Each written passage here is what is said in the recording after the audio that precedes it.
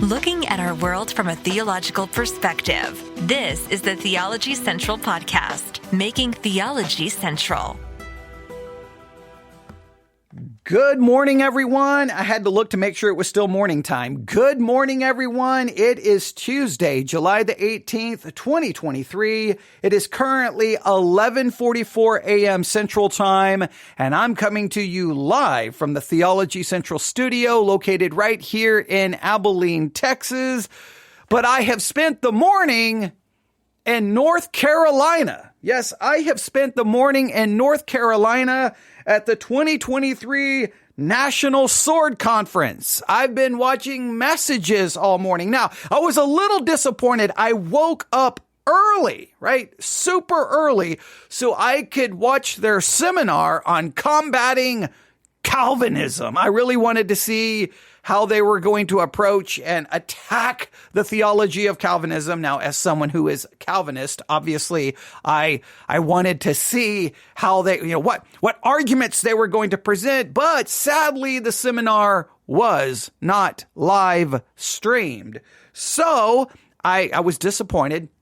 But I kept checking. And once they started live streaming this morning, well, I have been paying close attention. And if you have been paying attention to this broadcast, you know that we are watching, reviewing, analyzing, critiquing, learning, enjoying, participating in the 2023 National Sword Conference. And the reason we are doing this, just so that there is no misunderstanding, is I thought it would be good, because I do a podcast series entitled Eye on Christianity. I like to keep my eye on what's going on in the world of Christianity to see where we are, and it may figure out where Christianity is headed. Well, there are different streams of theology, right? There's the charismatic stream of theology. There's the Reformed. You've got all of and there is the independent fundamental Baptist KJV only sword of the Lord type of theology that is present. It's not as influential maybe as it once was, but it is still very there. So if someone's going to offer a conference free online that we can watch, then why not take an opportunity to join in, listen, and be challenged and learn and maybe be convicted and maybe, grow spiritually by watching and participating in it. So that's what we have been doing. We had kind of a build up to the 2023 conference. We went back and reviewed messages from the 2022 conference. Remember, we had the whole thumb drive controversy, the Pony Express. We've had a lot of things happen. It's been an adventure, and that adventure continued today, because today has been day 2 of the 2023 National Sword Conference. So far today, we have had 3 sermons. 3 sermons. One by Matt Morrison, one by Ron Titus, and the other one by Mike Wells. Okay? And I would love to go through all 3. But what I'm going to do here in a minute is we're going to look at a very important topic, a very important thing in regards to preaching. And I would love to get the opinions and attitudes of those sitting in the pew and how you feel about it. But I will say this. Day 2, the first sermon preached on day 2, I really, really liked, was really, really convicted by it.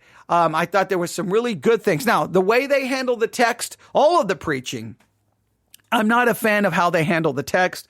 They kind of find something in the text to really jump out to kind of where they're going to go. But I have appreciated this. There's been a couple of things that's been repeated on night 1 and day 2. 1. Now, at times when they're giving an announcement or they're introducing the next speaker, there has been a little bit of just kind of making some political comments and saying some things along those lines that I hate. I believe the greatest spiritual tragedy of the American church and probably my lifetime has been the political hijacking of the American church. So, he's made some little comments about Democrats and liberals and you're just like, come on. But most of the preachers have had a very strong, hey, we need to stop looking to Washington. We need to stop looking to politics. We need to look to Christ. And I mean, even when watching the live stream, I even posted a comment there in the YouTube feed because I was very impressed. So I've really enjoyed the fact that there seems to be almost at least amongst the preachers, a decided effort to say, let's stop focusing on politics. Let's get back to Jesus. Let's get back to prayer. Let's get back to sharing the gospel. And I'm encouraged by that. I may not agree with how maybe the text is being handled, but you know what? Hey, if they'll get people's eyes off politics, eyes off Washington, D.C., and even one said, turn off Fox News and pick up your Bible. I mean, to hear that in the independent fundamental Baptist world, I mean, man, you don't even know how excited I have been to hear that. And the second thing that has really, I've been very pleased about is a lot of the preaching. There's a kind of a spirit of humility in this way that now it's not always shown up this way, but in at least two of the sermons, it's really about our sin.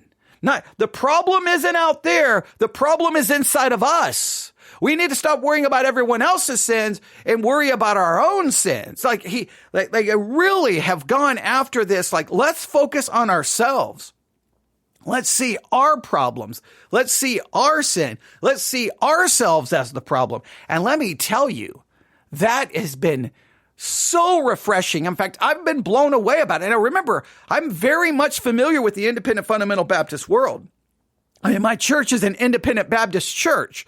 But I'm not necessarily the whole thing about our church is we don't really like to declare a team, but we're independent. And we're Baptists, so we're independent Baptists. Oh, and we use the King James. So we definitely, I mean, obviously you can tell if you know anything about me that I'm kind of was brought up in that world. I mean, if you look at all the Bible institutes I've attended and many of the seminaries and Bible colleges, they were independent fundamental Baptists. Many of them were.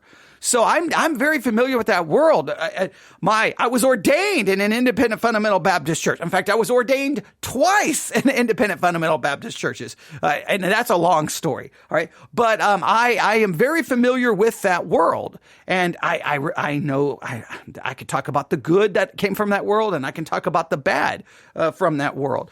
I have subscribed to the Sword of the Lord newspaper off and on most of my adult life. I'm very familiar with way of life literature. David Cloud, very well known in the independent fundamental Baptist world. So I definitely know that world. So to me, I was taken back and shocked by it wasn't, look at those people out there. It's like, let's look to us. Let's look at ourselves and our sin and our failure. And let's not preach about their sins. Let's preach about our sins. I think the emphasis on that has been massively refreshing. It's awesome. And I'm hoping it's a sign of, maybe the church is realizing we've got our own problems. We've got our own sins. We're nowhere close to perfect to have it all figured out. And maybe some in the church are starting to realize this political hijacking of the American church is absolutely detrimental. So I've been somewhat happy by a lot of it. Again, I would handle the text differently. I would probably preach differently, but I also love the fact that not everyone does things the same way. I just think there needs to be, I would not follow their template, but I don't want them to follow my template. I like the fact that we do things differently. The thing that bothers me is too many churches all follow the same template. And that drives me crazy. I just wish there would be more room and accepting for those of us who may not want to follow the template. But that's a whole different podcast. So there's a lot of positive. I really want to emphasize that because I'm getting ready to be somewhat negative, but I'm only going to be negative just a little bit to illustrate the point, and then I'm going to just move really to the topic. All right. Within the independent fundamental Baptist world, and this is true, and not just the independent fundamental Baptist world, but in lots of preaching, Lots of preaching. Not just the independent fundamental Baptist world, but since that's what we're talking about. But in the evangelical world, and just all across the theological spectrum. This is found in probably every stream of theology. Preachers love to stand behind the pulpit and offer illustrations. Many of those illustrations are of the personal nature. In other words, the pastor is going to tell a story about them or things that happened in their life in order to illustrate a point. There is a line, there's a line in the sand that I think that sometimes pastors cross, where then those personal stories and illustrations, there's a line that we cross that I think then those illustrations and those stories become majorly problematic. And I'm just going to be honest with you.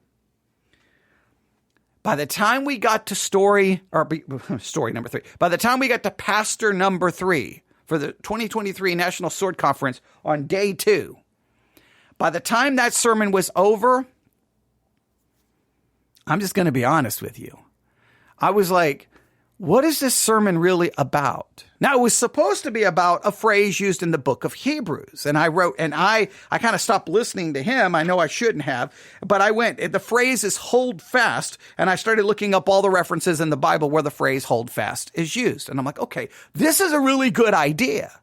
But if you were to ask me to summarize what the third sermon was of the day, right? Because you had the seminar, then you had the 3 sermons. The third sermon, this is kind of what I would summarize the sermon was. The sermon was about how that pastor does wonderful things, does amazing things, is a great guy, and that we should all strive to be more like him, and we should strive to do the things he does, because not only does he do these things, he's wildly successful in doing these things. And he's got this story and this story and this story and how he did this and he went here, and every person he witnesses to and all of his stories, they bow their heads and they accept Jesus. And it's just like, he's got all of these stories.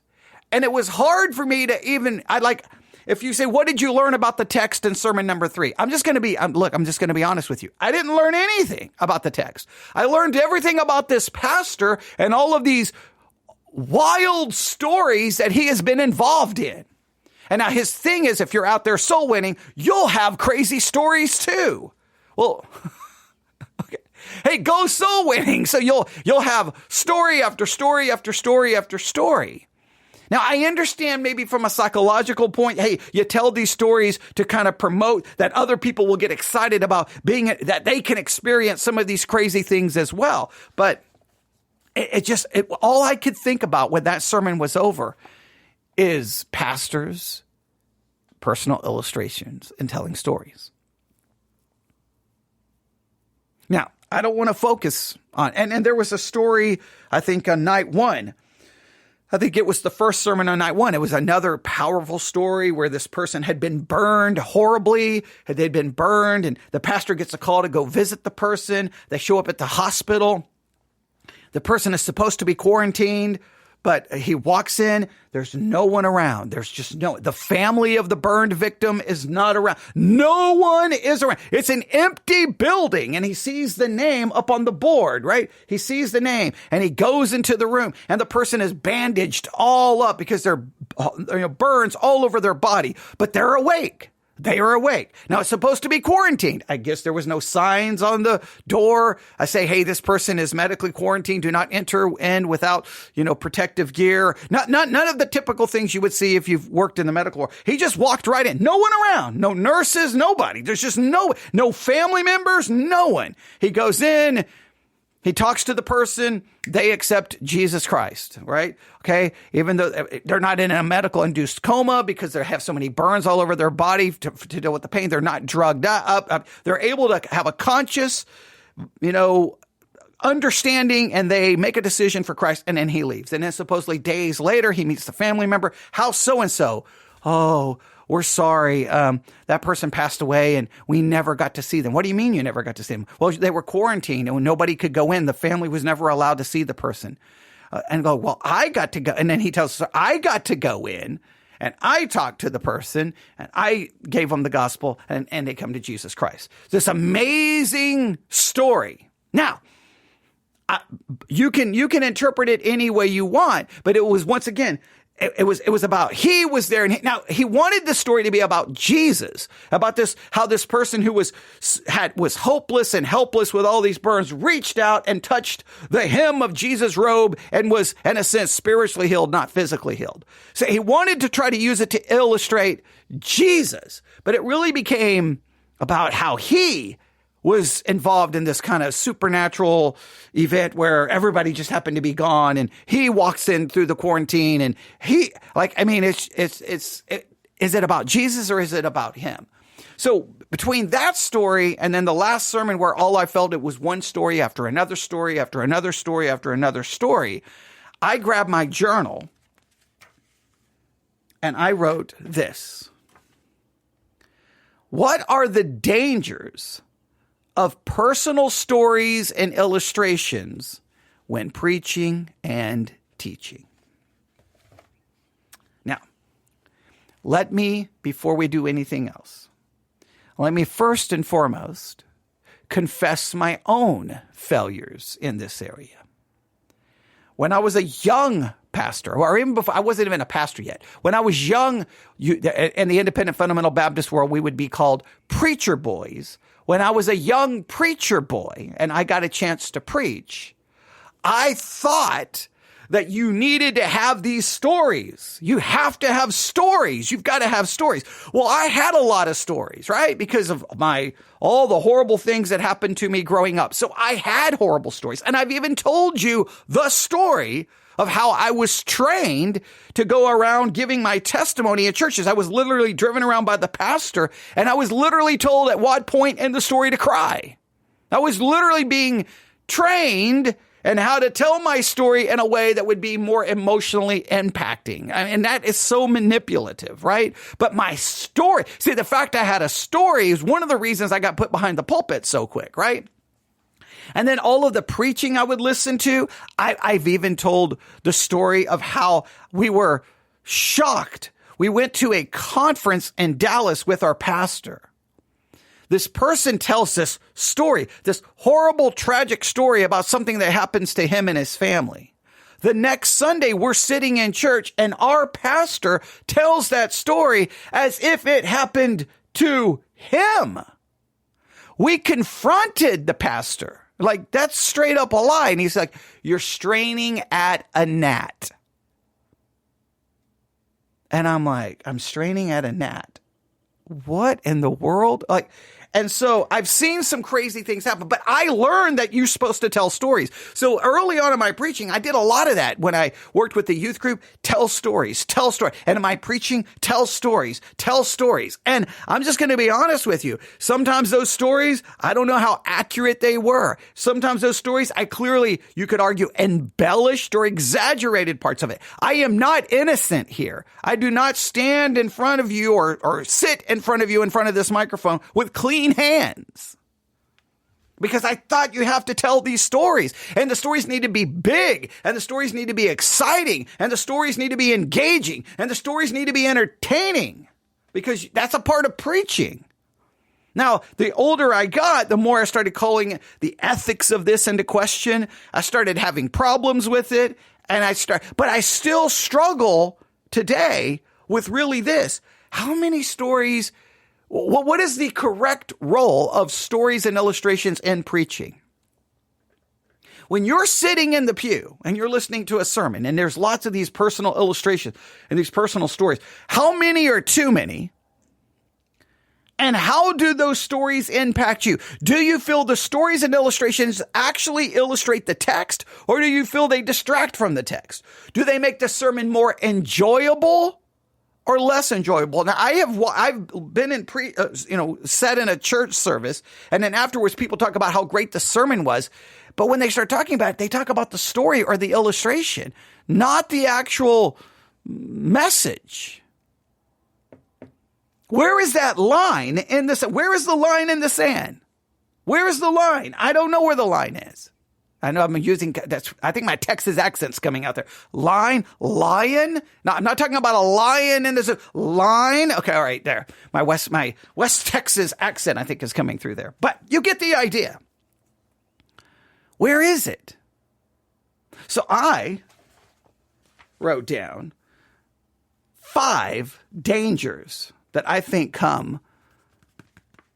dangers are connected to or involved or possible with the use of personal stories and illustrations. Number 1, here's the first big danger. The story, the illustration, exalts yourself more than it points to Christ or to the truth you're trying to illustrate. This is a danger. You're telling the story, but you're ultimately exalting yourself. And it's so easy to do that. I'm not saying that's your motive. I'm not even saying that's your desire. But in so telling the story, what people remember, they remember something about you. They see you. They hear you. They know you. But when they leave, do they know anything about the text that you were trying to illustrate or the principle you were trying to illustrate? Or the theological truth you were trying to illustrate? It becomes you exalted yourself. You did not exalt Christ. You did not exalt truth. You exalted self because you told the story. And I have told lots of stories in my preaching. And sometimes those stories, people may remember the stories. They may remember the different ways I've told the story because sometimes as a pastor, we'll get into some of the other dangers, but you end up exalting yourself.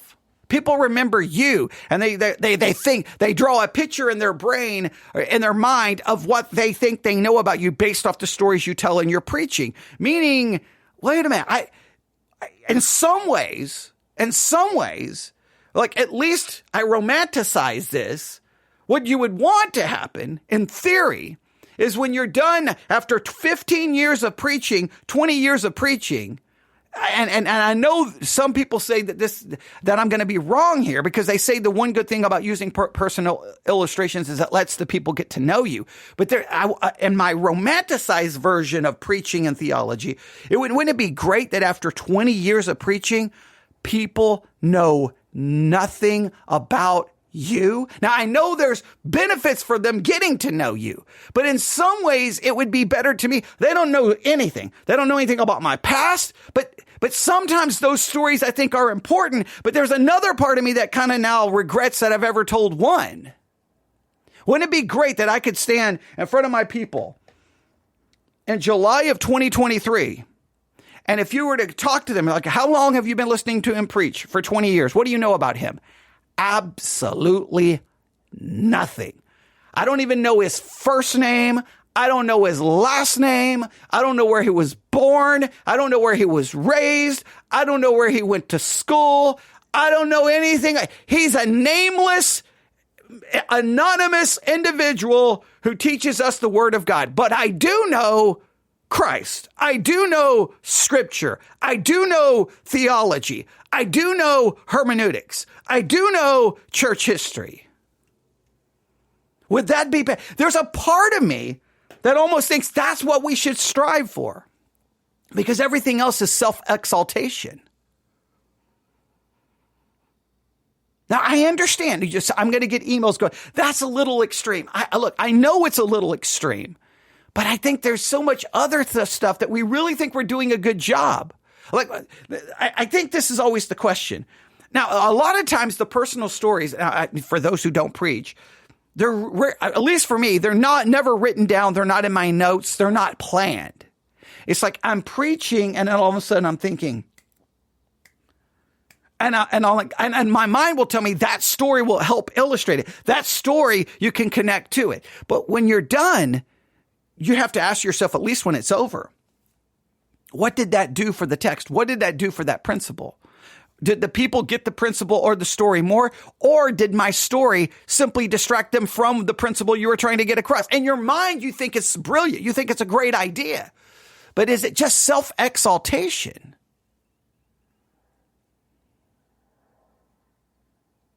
See, a pastor may think telling everyone how much time they study, how much they read, which I'm guilty of doing this, about how much I read or how much I study. I've used that as you think you're going to do that to motivate them, to challenge them, to encourage them, because you're basically in your mind thinking, if I can do it, they can do it. But it may come across as, no, all you're doing is telling everyone how great you are, how spiritual you are. And did it really benefit them in any way? Were they really motivated by it? I now regret, and in fact, I will just confess that I think I've been wrong and not about probably 80% of the stories and personal illustrations that I've told. I think some of them have been very powerful, very important, especially with dealing with people struggling with depression or suicide because of, I tried to kill myself and all the things that happened to me. I think some of those stories are important. I do believe those are important.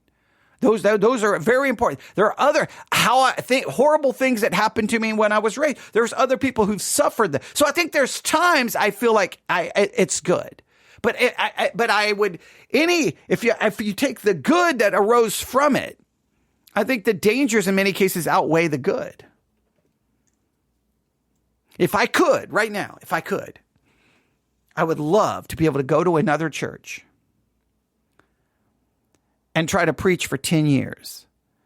And at the end of the 10 years, the people don't even know my first name. They don't even know my last name. They don't know where I'm from. They know zero about me. I used to joke. See, guess what? Never mind. See, I was getting ready to tell a story. That I thought would illustrate my point, but it was a story about me. See, I almost just did it because it's so natural to talk about ourselves. It's just natural. It's like right there, it was like, oh, this would be a good illustration because I kind of accomplished that in one way, but it would be about me. See, I almost literally in trying to make the point, I almost used a personal illustration to make the point because that's just what we know to do. It's our default position. I mean, think about your conversations. How much of your conversations do you talk about you? How many, just think of your normal conversations. How many times does your past come up? Your stories, your work, your family, your hobbies, your likes, your opinions. We are a walking self-promotion factory, right? We don't need a hype man. We are our own hype people, right? We don't need a promotional team. We are our own promo team, right? We are constantly telling everyone about ourselves. Someone starts telling, I mean, you've probably been in those situations where you're really tired and you go to work and they're like, oh, you're tired. Well, I haven't slept in 6 months. Or you tell them, man, this has happened to my car. Whoa, let me tell you about me. And like so many times, like as soon as you try to tell a story, someone has a bigger story, because everyone wants to talk about themselves. Oh, I can be bad at that. So what do you think? I believe the danger of stories is you exalt self. Number 2, this is a big danger. You embellish, you exaggerate, even if it's unintentional. I can't explain this to you, but when you're preaching and you're in front of a live, it's one thing behind a microphone, right? In an empty room, there's almost a protection here to some level. But when you're in front of a live audience, so there's always dangers in doing that. We embellish, we exaggerate, and it's a dangerous thing. We have to be aware of the dangers of doing that. This is one of my problems when pastors, whenever we take a text, like it's something about any narrative, and then because you read the narrative and then you go back and tell the story, you summarize the story, you retell the story. So if it's the story of David, if it could be David and Goliath, David's adultery, and when we retell the story, we start embellishing and exaggerating it because we're storytelling. And so we are adding words and thoughts that are not even in the text. And you're like, how do you know that's what David was thinking? How do you know? You don't know any of that. You don't know that. And so we've got to be very, very, very, very, very careful when telling stories and illustrations that we do not embellish and we do not exaggerate. We've got to be careful not to embellish and exaggerate and add when we're retelling biblical stories.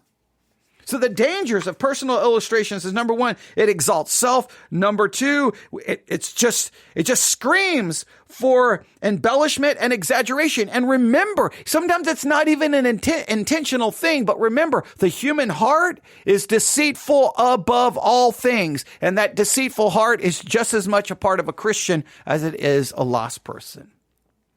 All right? All right. Number one, exalt self. That's the danger of personal stories and illustrations. Number two, the danger of embellishment and exaggeration. Number three, the danger is people will remember the story, the illustration, not the spiritual truth. Sometimes when a sermon is there's a infamous. It's known by many people who've been in my church in the past. I think we were in 1 Corinthians. I think it was 1 Corinthians. It could have been Hebrews, but I think it was 1 Corinthians. Who knows? It was one of those books. I don't even remember. But I gave an illustration about getting stuck in the mud because where I live, I say I'm going to tell a personal story. See, I'm getting ready to do it again. See?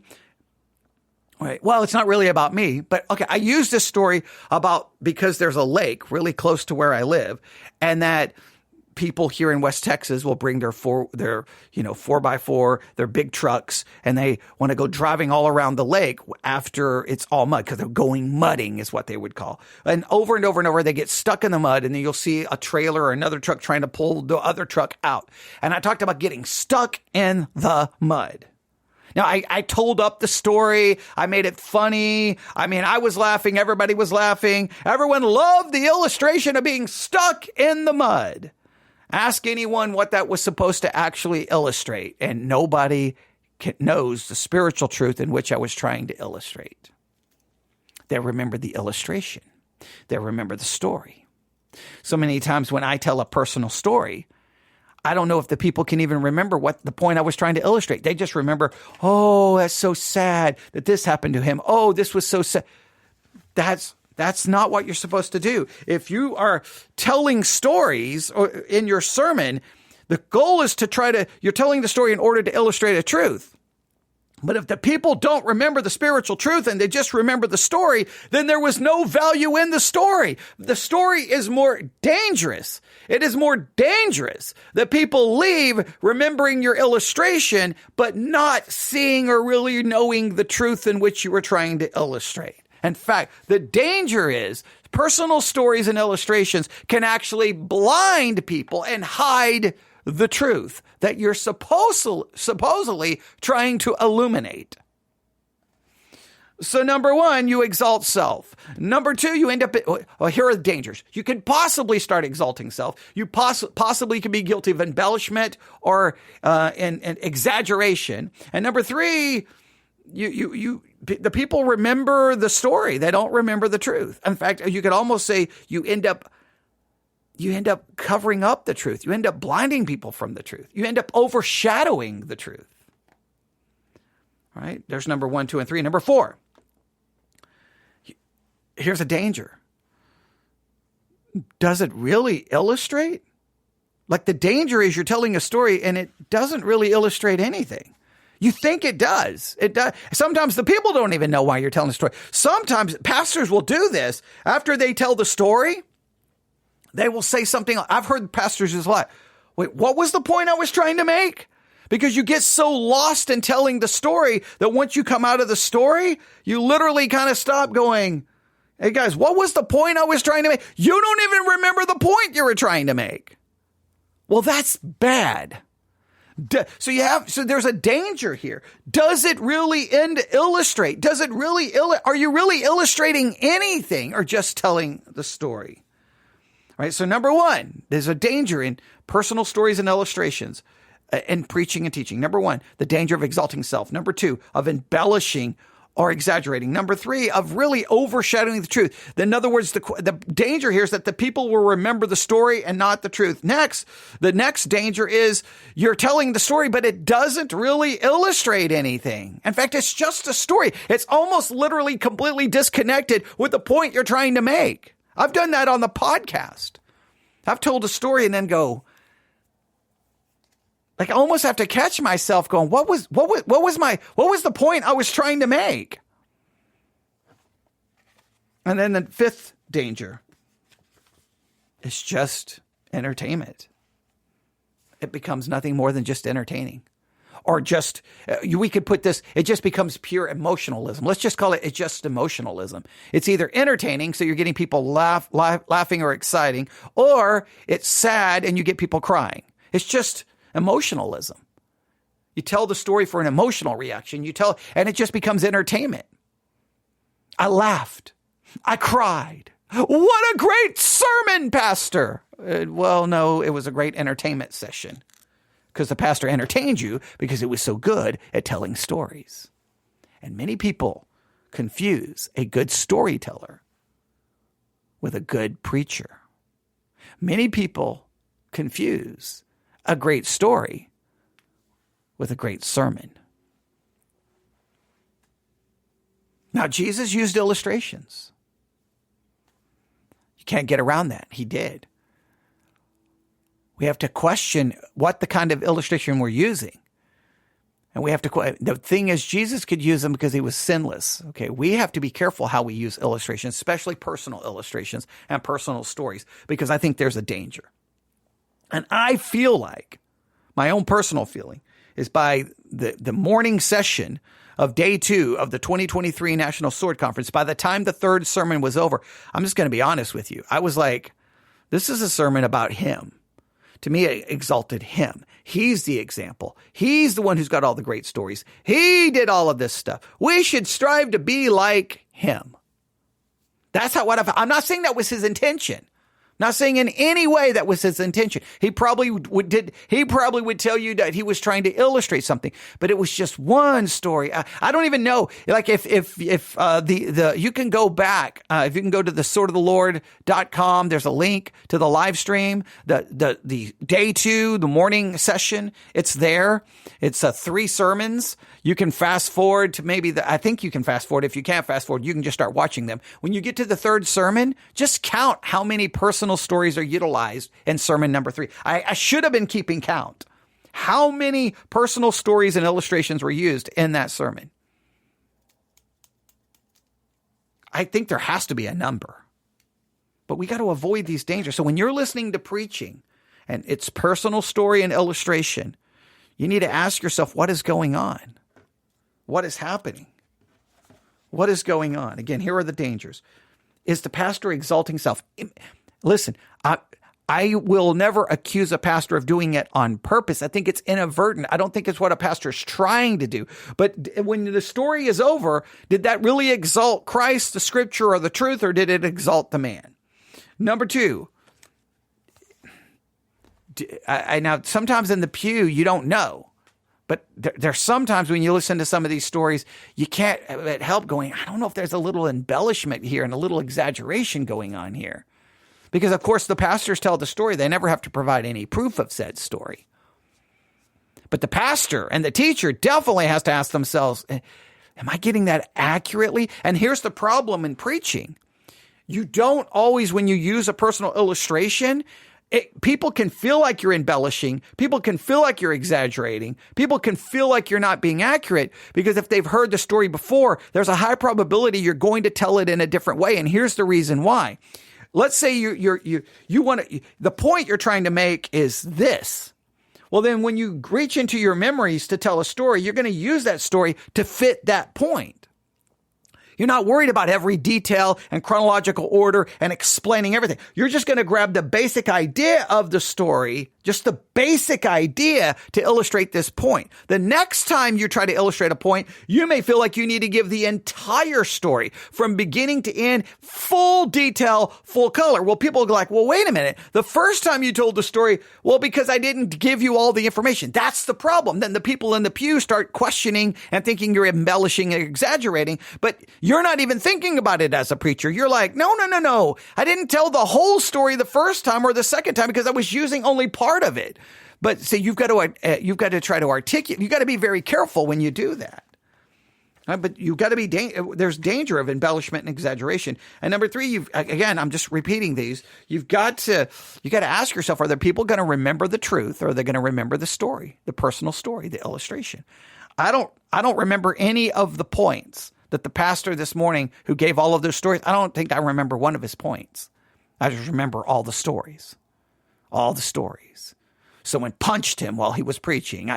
He witnessed to this biker who came to the church and the secretary was scared. So he put the biker up in the balcony to keep him away from all the people because he knew the people would possibly be scared. And then when he's preaching, that person stood up and went blankety, blankety, blankety, blankety, blank. That was a good speech, right? In the middle of the sermon. And then he looked at all the men and basically said, you need to say amen to keep the guy from going blankety, blankety, blank. Like he had, I can just tell you all the stories. How he sat next to this, really big man on a flight, but because he was so nice, the stewardess, the flight attendant moved him to first class. Like just all of these stories. Like I can just tell you story after story after story. I don't remember anything about the text. Now I'm not saying that's what that pastor was trying to accomplish, but I'm just saying for me as a preacher listening, I just remember the stories, not the spiritual truth. And then the fourth danger, does it really illustrate?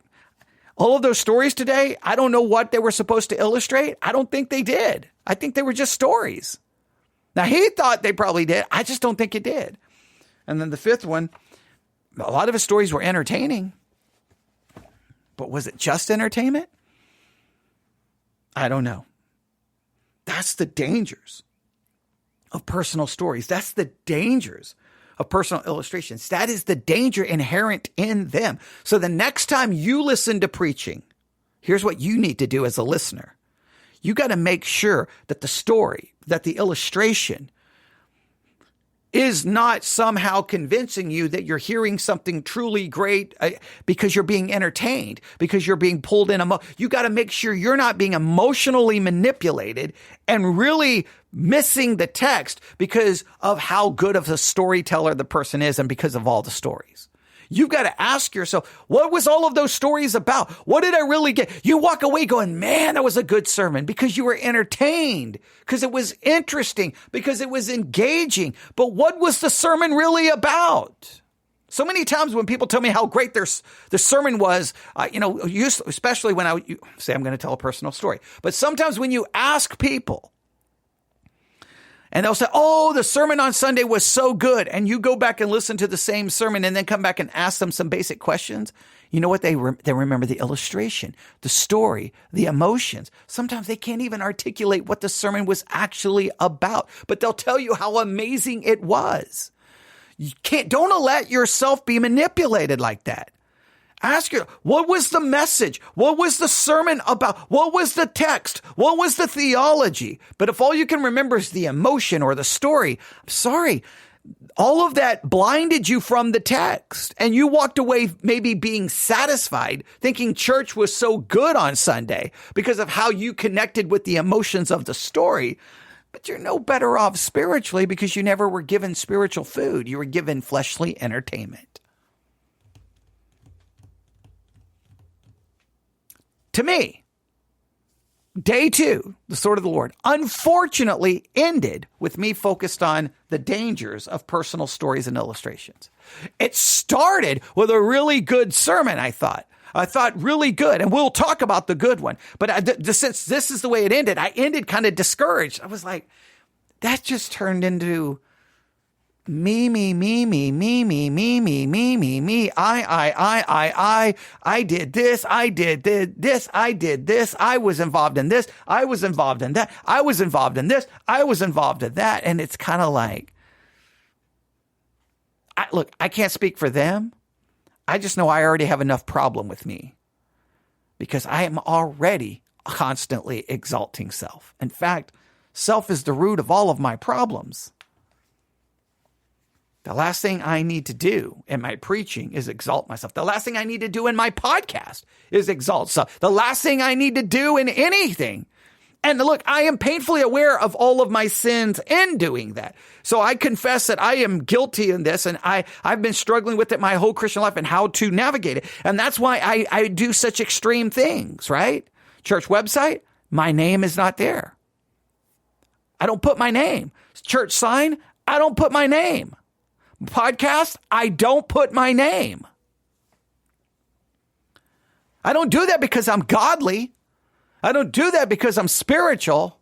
I do that because I'm a narcissistic, selfish, self-promoting jerk of a sinner who will take it and run with it and end up making it all about me.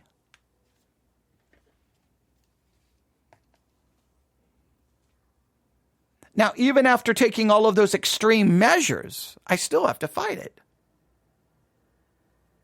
Because when something doesn't go quite right, I get bothered and I get upset. Am I getting bothered and upset because I don't feel like God is being glorified? Or because even though no one knows my name, it's a negative reflection upon me? In this very podcast, on Spreaker, we lost internet connection. That means the audio is messed up. You know what I'm worried about? As soon as this is over, how fast can I go and replace that audio? Hopefully church one, the audio was not lost and it's perfect. And then I can take its recording and go fix it so that everyone can hear this. Because guess what? I'm worried about how it sounds. I'm worried about how unprofessional it looks. Now, I can tell myself I'm worried because of this. I'm preaching a very important message and people need to hear it. No, am I worried about? I hope that's what I'm worried about, but there's a little bit of it reflects on me. Meaning that self is still very much alive, and I constantly have to deny self and die to self so that I stop doing that. Now, it doesn't mean I don't care about quality and making things look right and sound right, because you want God to be glorified in what you're doing. You want to do your best, but it's a fine line between being all about you.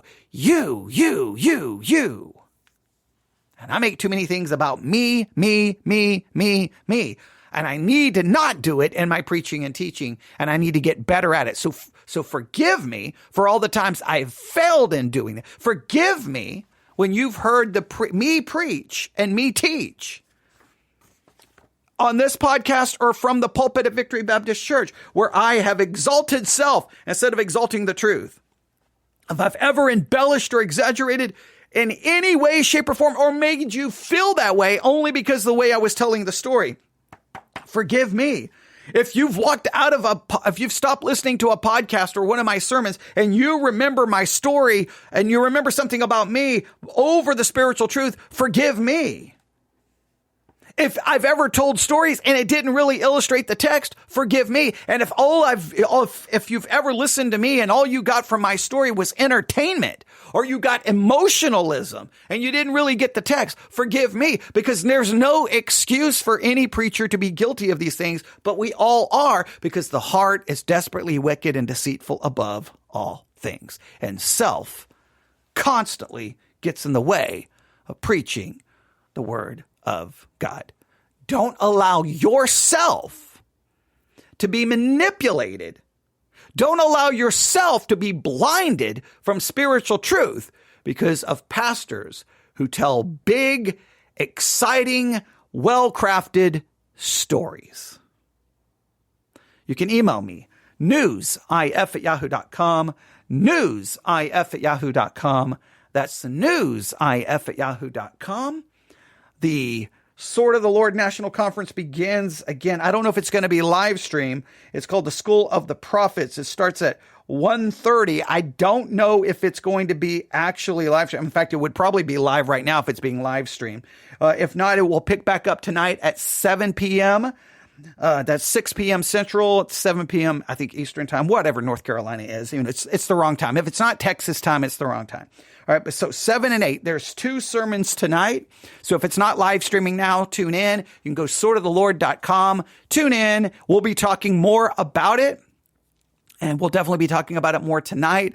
And I'm going to do my best to try to figure out which things to discuss as I'm watching. It's obvious I'm not going to be able to talk about every single sermon, but I'm going to do my best to take different elements from these sermons, and we'll talk about them here in this kind of a mini series we're going to do as we cover the Sword of the Lord 2023 National Conference.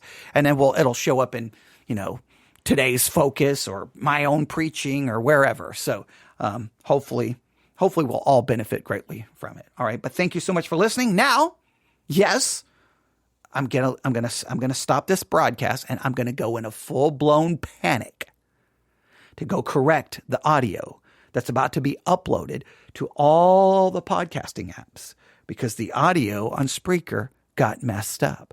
So I'm gonna run to the sermon audio archive, find the archive of this broadcast, upload it immediately. Once it's uploaded, then download the audio file, run to Spreaker, replace the audio file, and then I can go, look at that. I think that was good. And once again, you know what I'm going to be doing? As much as I don't want to admit it, I want to be doing it for the right reason, but I just don't want it to look stupid online. And that's a little bit of me. I'm not saying that's all wrong because, again, I think it's okay to care about that. But man, self. And we're always exalting self. We're always talking about ourselves. We're always putting ourselves before other people.